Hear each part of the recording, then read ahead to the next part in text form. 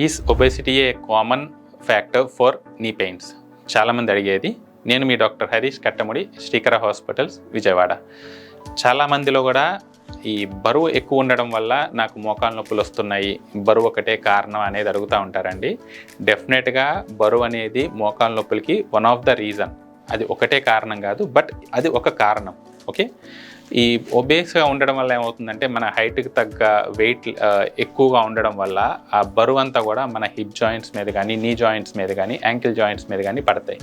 So మన నీ joints అనేవి మొత్తం బరువు పడేటప్పుడు ఒక లిమిట్ కంటే అది ఎక్కువైంది అనుకోండి, దానివల్ల ఆ లోపల ఉన్న కార్టిలేజ్ అనేది దెబ్బతినడానికి ఛాన్సెస్ ఉంటాయి. సో ఈ ఒబేసిటీ అనేది one of the main reason.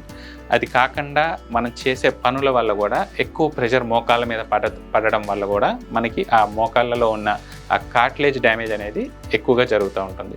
So మనం డెఫినెట్గా చాలామందికి చెప్పేది ఏంటంటే, మీరు వెయిట్ లాస్ అవ్వండి, డెఫినెట్గా మీ మోకాళ్ళ నొప్పులు అనేవి డెఫినెట్గా తగ్గుతాయి.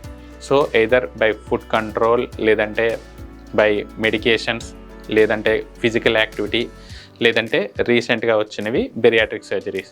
చాలామంది అడిగేది ఏంటంటే, ఈ బెరియాట్రిక్ సర్జరీ ఆపరేషన్కి ముందు చేయించుకోవాలా, తర్వాత చేయించుకోవాలనే డౌట్ అడుగుతారండి. అట్లాగేం లేదు, ముందు చేయించుకోవచ్చు, తర్వాత అన్న చేయించుకోవచ్చు.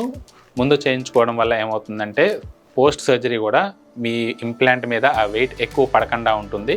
వెయిట్ లేకపోవడం వల్ల ఆ లైఫ్, ఇంప్లాంట్ లోపల వేసిన లైఫ్ అనేది పెరిగే ఛాన్సెస్ ఎక్కువగా ఉంటాయి. సో మీ ఫిజికల్ యాక్టివిటీ కూడా మీరు ఈజీగా మెయింటైన్ చేసుకోగలుగుతారు. సో దానివల్ల మీకు పోస్ట్ సర్జరీ, మళ్ళీ సర్జరీ తర్వాత ఇంకొక సర్జరీ రిక్వైర్మెంట్ అనేది ఉండదు. కాబట్టి డెఫినెట్గా if you want to go for bariatric surgery, go before knee replacement surgeries.